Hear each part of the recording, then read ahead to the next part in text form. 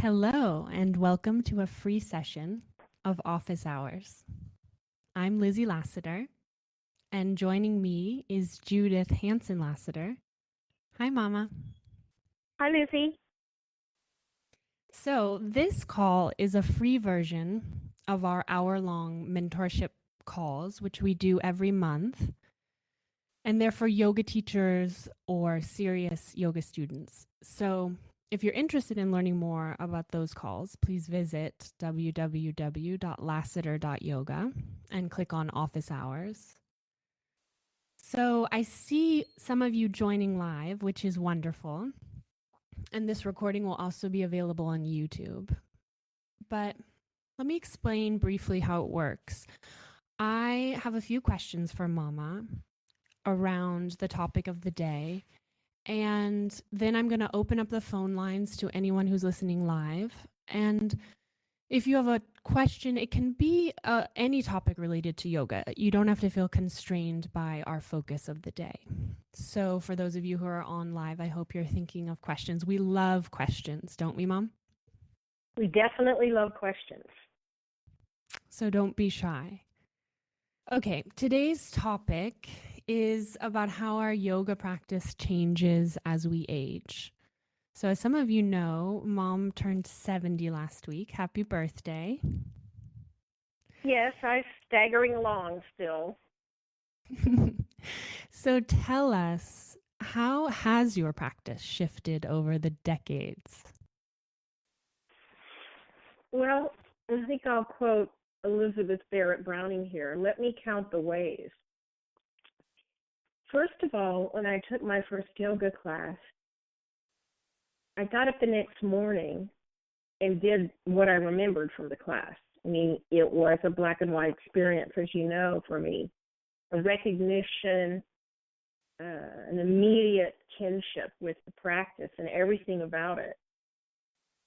But it took me some time to understand the relationship that my life had over my practice and my practice had over my life. Right away, I felt so much better physically, emotionally, mentally. I was sleeping better, digesting better. I seemed to be in a happier mood more often, which I'm sure pleased anyone who came in contact with me. But so I knew the benefits. I felt them after the very first class. They were so dramatic for me. I knew I had found my home. But it took me, as I said, a while to figure out that what was going on in my life would be reflected in my practice and that my practice could serve my life. I believe that my life was serving my practice. And I guess that's the biggest switch for me, is that over the decades, more and more, I saw that what was going on in my life needed to be reflected in my practice, that it was definitely a dance. So could you say more about that specifically, or maybe give us an example of that relationship? I need you to talk more loudly. Could you say a little bit more about that, Mom? An example maybe You suddenly faded away. All right, let me say some more about that.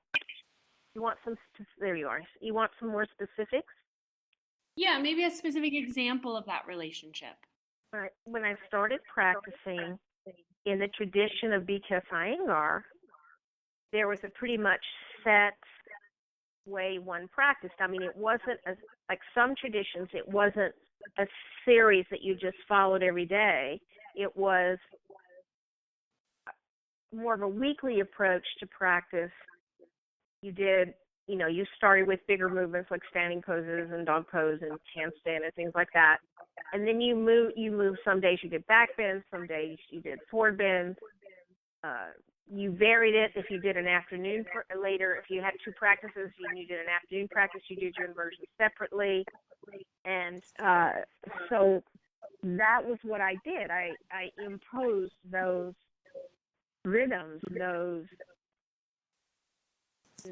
rivers on what practice was about. I knew what I was going to do before I went to the mat. And then I think the first big change that happened for me was pregnancy, because suddenly an alien being had taken over my body, and I never knew when I woke up how I was going to feel. So I had a fair amount of morning sickness, and that immediately changed my practice. My body felt different, felt very different. And then when I passed out of the morning sickness stage, I was, no longer able to do inversions because I was in a trimester. I had, hormones causing my ligaments to be even looser, and I didn't want to overstretch. There were things that were physically impossible, like low pose, lying on my stomach.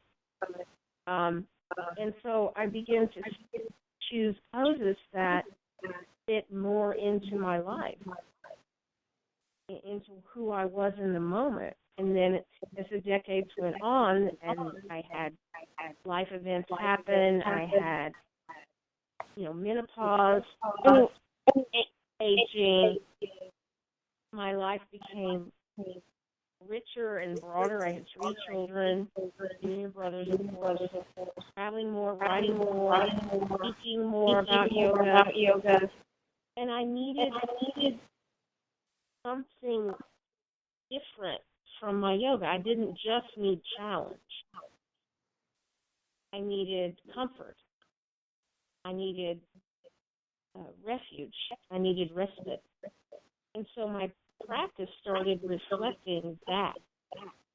And I did more restorative poses. I lost my twin brother, your uncle, on our 45th birthday, and I wrote Relax and Renew.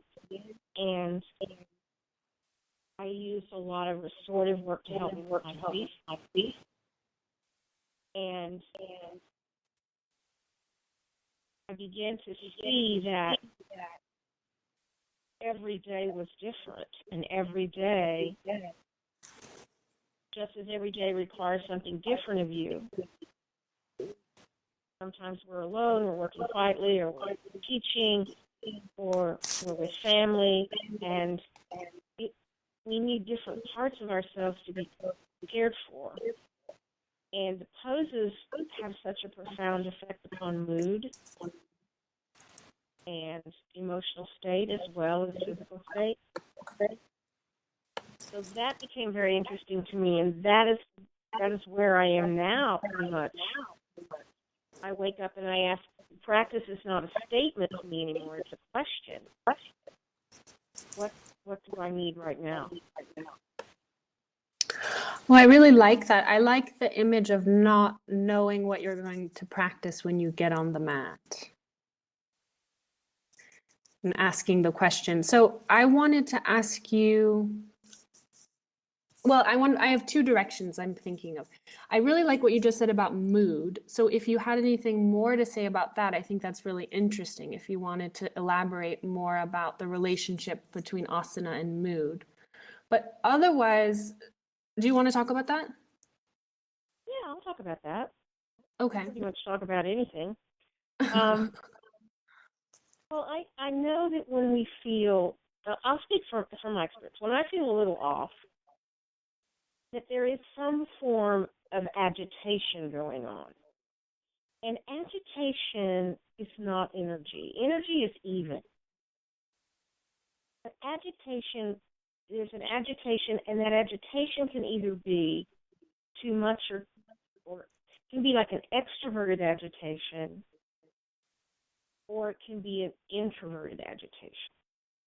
And an extroverted agitation for me is a slightly heightened anxiety. Usually because I feel what I call detail overload, where it's, if you can physically imagine about 6 or 7 people holding onto you and all pulling you in different directions at the same time, and there's a list in your head of what you want to accomplish that day. Mine is always unrealistically way too long. And I lose, and as soon as one's crossed off, another one pops up. And that's what I mean, sort of an external agitation. And so on days like that, I try to do a lot of head down, heart up poses because it physiologically shifts the brainwaves. And this is not an alternative anatomy or physiology fact. This is indeed a fact. Changes brainwaves measurably. And when I have what I call an internal agitation, which is sadness or grief or uh, just feeling not depressed in the way that psychologists mean depressed, but just hopeless or overwhelmed in a sort of colder internal way, then I say, look, go do handstand. Hey, Mr. Eingar used to say that you can't be depressed and do handstands. And I take that in two ways. It's because, first of all, if someone is really depressed, they can't get out of bed, much less do handstands. So by nature, if someone's doing, so therefore by logic, if someone's doing handstand, they're not depressed. The other way Yeah. I put it, though, generally, and I think the way he meant it was lighter than that. It's like when you go up in handstand, and you're breathing and you're staying up there, and you do it a couple times, it shifts you. It's like, okay, I don't care what's happened today. I've already stood on my hands. I can handle anything. And so some days I need to practice more like that, handstand, elbow stand, and I try some of the a little what you might call advanced bug poses. I call them quote unquote bug poses. You know, all the bouncing on the elbows and the one leg out to the side, and they look so exotic. Uh, and it gives me confidence. It gives me oomph. It shifts me, and then I'm less, you know, uh, agitated by being pulled inward and too self-absorbed. So is it clear what I mean by those two kinds of agitations? Yes, I really like that distinction. One thing I've heard you talk about as a major theme, an overarching theme in yoga practice is letting go, learning to let go.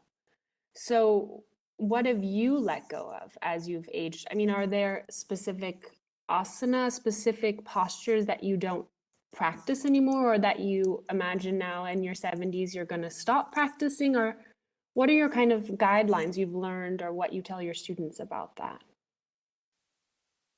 Well, if we look at the wider philosophy of yoga for a minute first, we ultimately let go of everything. All our knowledge, all our ideas, our body, our family, everything as we approach death. And what our friends, the cheerful Buddhists, say is, impermanence is the nature of reality, and that partings are inherent in all meetings. If you meet someone in this life, you will part from them. You cannot have a meeting without a parting. That's the way the universe works. And so if you have a pose, you will lose that pose at some point, probably. It's a very interesting way to think of it. And so what the process of yoga in the widest sense is about is not depending on things. It's not depending on things remaining the same. Nothing remains the same. And it's a reminder when you're 20, when I'm 23, and when I'm 63, my body has not remained the same. And so one of the things that was really good for me after menopause, I was always so, ligamentous and too loose, and my sacrum was always going out, and there was too much movement. And naturally, as the estrogen levels have shifted, I think in part the estrogens, my body is a little tighter, and I've also done a little more work to become stronger and not focus so much on being bimby. And so here's an example. I was always able, from my early, from child, really. I mean, I don't remember never not being able to do this sort of thing, where I could open my legs wide in Upadista, and I could go to the wall, and I could, just about put my pubic bone on the wall. It was that open. And now I'm like 6 or 7 inches away, which is still amazing, but, Mm-hmm. that's not the goal of yoga, but just as a concrete example, it's tighter now. But I don't think that's necessarily bad. I think for my Mm-hmm. body, that's good. A little more fire and not just all this flowy water in my practice. But your practice, if it's the same as it was, is not serving you. Ooh, what do you mean? Say more about that. Well, it's become a habit, and you Mm-hmm. can do it thinking about something else. And practice should be, you can stand on your head and be planning dinner, doing variations in headstand. I'm I've familiar done it. with that experience. I know, and I've done that. And you're not, the practice should be that time in your day, which that your breathing practice, your meditation, your asana to me, that brings you into the radical present, that provides you a technique to remind you of your highest values, that opens your heart and gives you hope, and helps you, becomes the foundation that helps you make the choices that you want to make all day long. And that cannot be the same pose every day. Because then the body, which was in postural habits, for example, or emotional habits, just gets new ones. We just replace the old habits with the new habits. But that's not real change. Real change is being unsure and not feeling agitated by being unsure. Yeah, just before this call, I went for a hike with my sweet husband, and then I came back and did one restorative pose. I put my legs up on a chair and did instant Maui. My chest was open on a bolster and my legs were up on the chair. And it was so delicious. I thought I was going to practice for 45 minutes, but this 15-minute pose was so perfect. I thought, that's it. That's all I need today. I'm done. Yeah, yeah, yeah. And some days 3 hours isn't enough. I mean, So we have about 12 more minutes together. I want to end on the half hour, but even though these office hours calls are usually an hour, but today we're going to do a half hour. I have one more question for you, Mama, that's really sort of on the tip of my tongue. And then I'd like to open it up if anyone listening live has a question. It doesn't necessarily have to be strictly about this topic, just something around practicing or teaching yoga. So what I wanted to ask you is about your book, your restorative yoga book, Relax and Renew. It's dedicated to your twin brother, Charles, who died on your 45th birthday. So I wanted to ask you a little bit about loss. It's such a strong, intense emotion. You know, how has loss shaped your practice or other intense emotions over the years? um, I think I'd like to go the other way, how my practice has shaped my loss and then how my loss has shaped my practice. My practice has given me perspective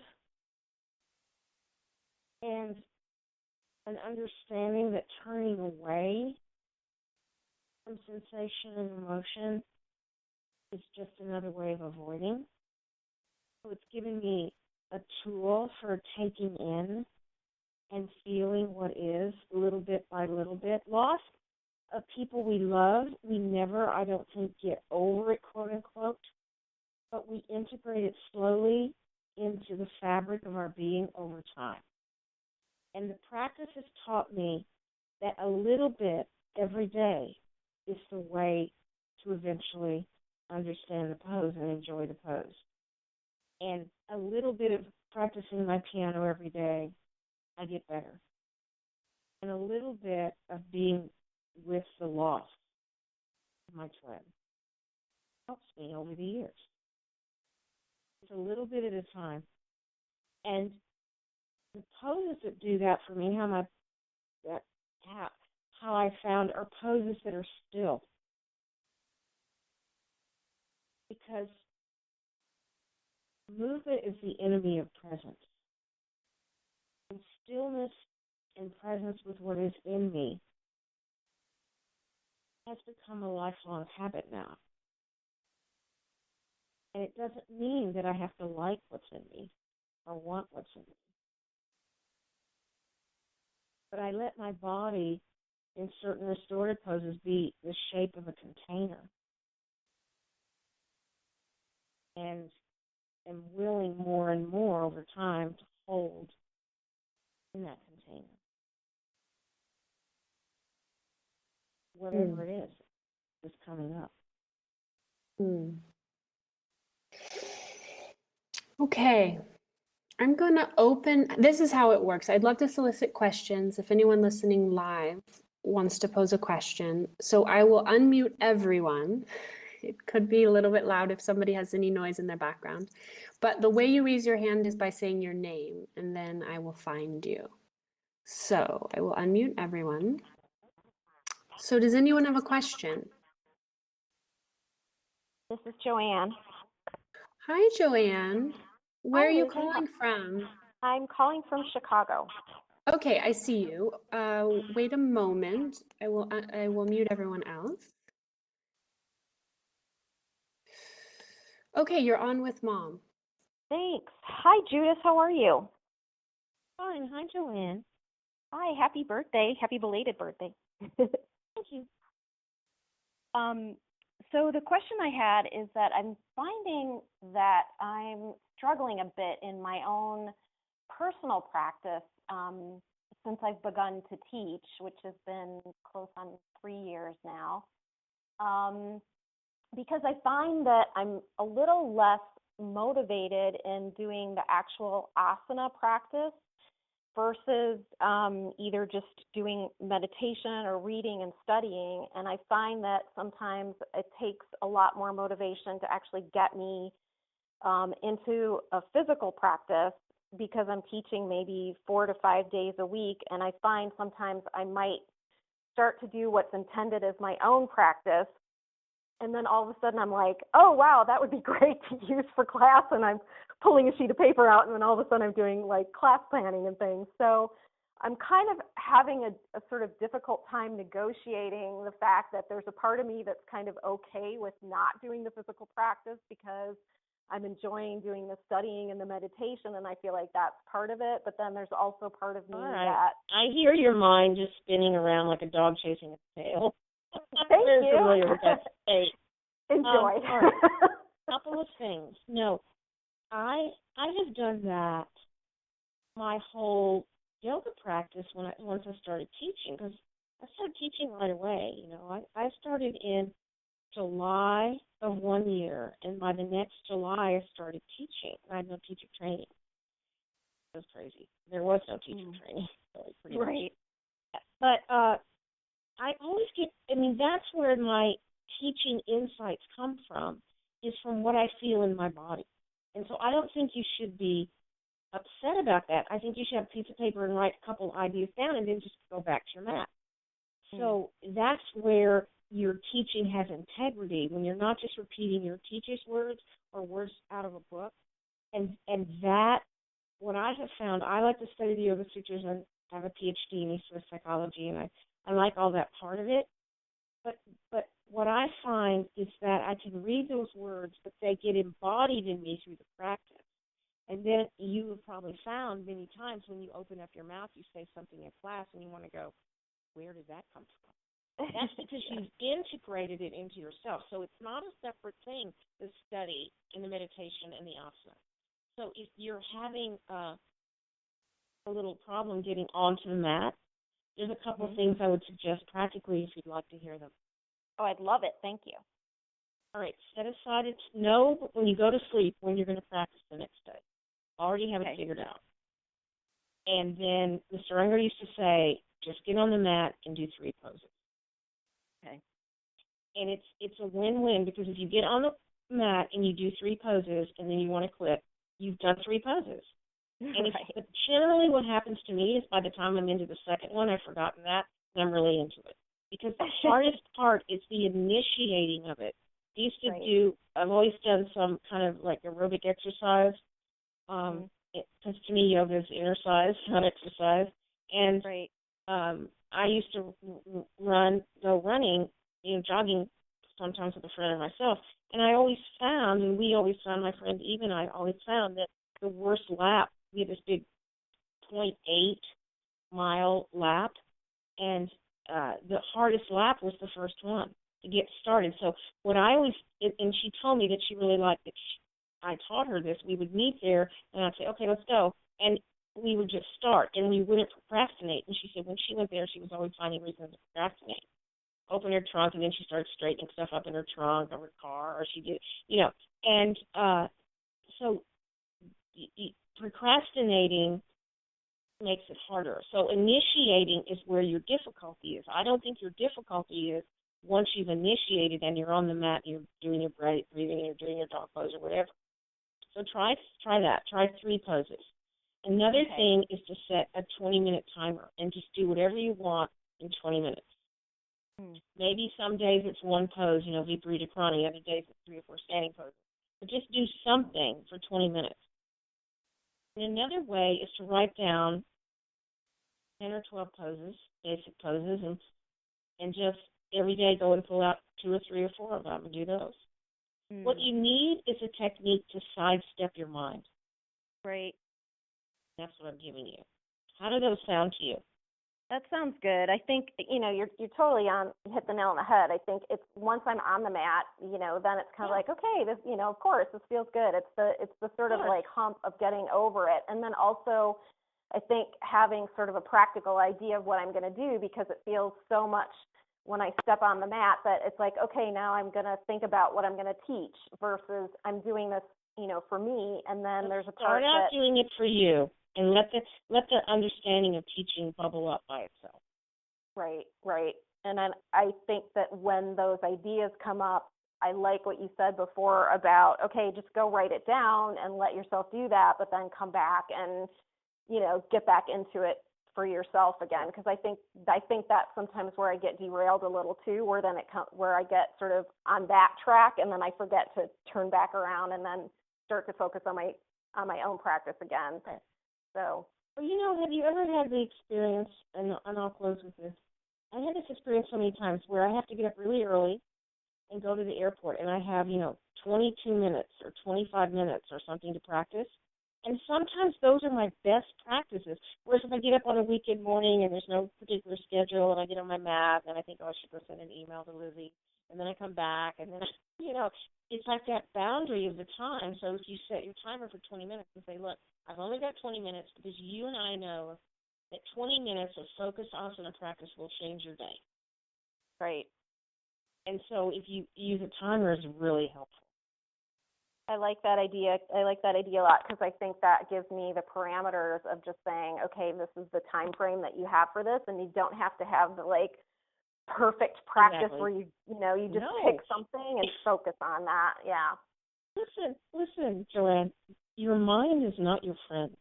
So you have to sidestep the mind by saying, look, mind, you go over there and sit down and be quiet and leave me alone for 20 minutes, and then you can have me back. Right. Like a 2-year-old.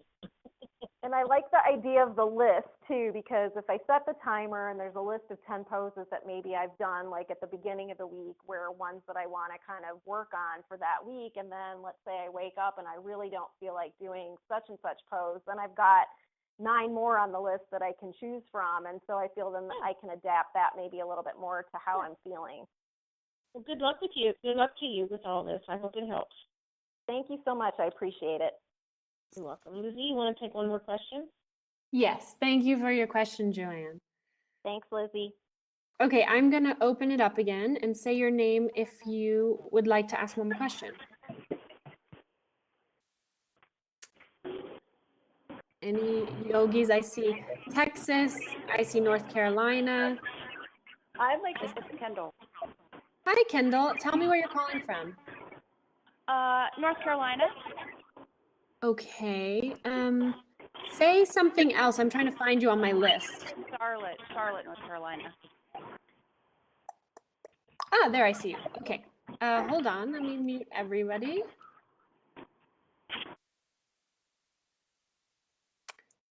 Okay. You're on with Mom. Hi, Judith.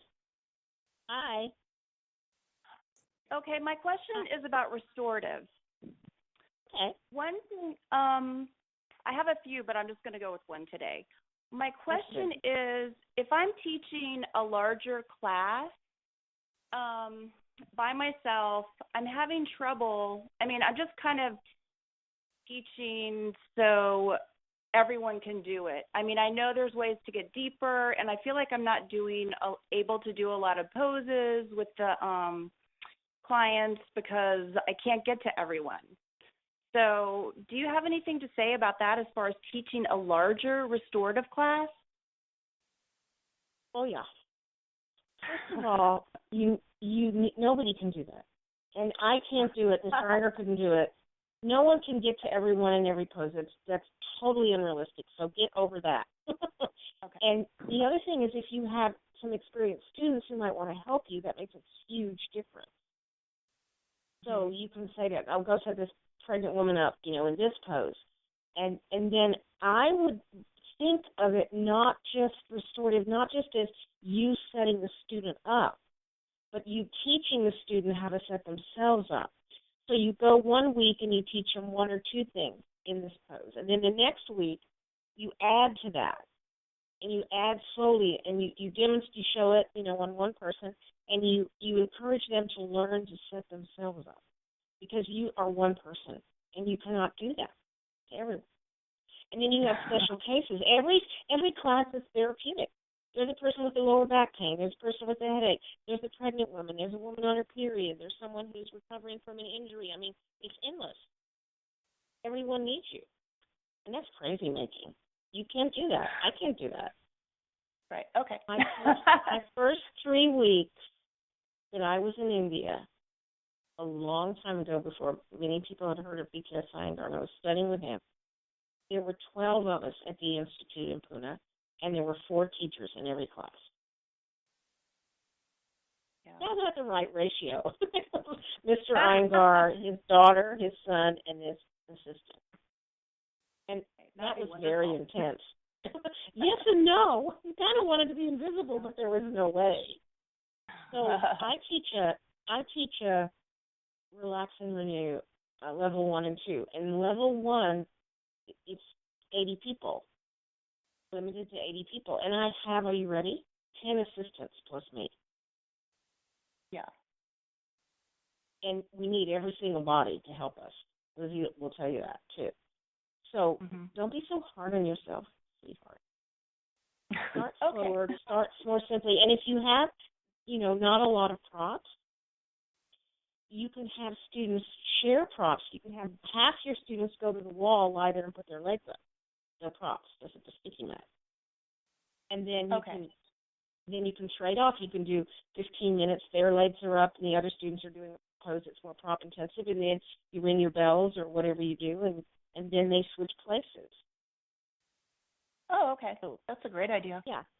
And I tend to do less poses than most people, because my understanding of the physiology and my personal experience is better to do 3 poses for 15 or 20 minutes than try to do 8 or 9, because then they're moving all the time, and they need the time to settle, to get deeper and deeper. And when we've had a drought here in California, and when the earth gets really hard and it rains, it just runs off. But when the earth is softer, how the water starts to soak in. And so that's what we want for people. We want them to get soft. And they can't get soft if they're moving every 5 or 10 minutes into another pose. That's not enough time for their nervous system. Understand what I mean? Wonderful. That's great. It's nice to I talk think to you, that's, Kendall. thank you for your question. You're welcome. Thanks so much. I'm always so glad when people ask questions. I think you guys have such great ideas. I plan out some of my questions, and then I'm always so grateful when the students ask their real-time questions, because it makes these calls so lively and real. Yes, I love office hours, and we have one tomorrow. Liz, you want to tell them about that in conclusion? Sure. So tomorrow, if you're listening to this in real time, on Tuesday, March 14th, we're doing an office hours about inversions for women. So the program is a subscription model. You sign up and it's once a month calls. It's always a Tuesday, but it swims around a little bit because of mom and my travel schedule. But it's exactly like this call you've been listening to. You join live and we sort of coalesce around a single topic each month. And mom sometimes suggests reading or other resources online to look at. And it's almost like a book club feeling. And the reason that we call it office hours is I remember in university going and talking to the professor, and you would talk about your paper, the idea you had. So it's really an open forum for teachers and serious students to ask mom all of the very honest questions, the kind of questions that I've been asking her for years behind the scenes. And I just thought it would be wonderful to open it up to everybody. So if you're interested, curious to join our program, it's please visit www.lassiter.yoga and click on office hours and you can read more about it. Thank you all very much. Namaste. Thank you so much, Mama. I'm going to open up the phone line and we can all say namaste together. So namaste. Namaste. Namaste. Namaste. Namaste.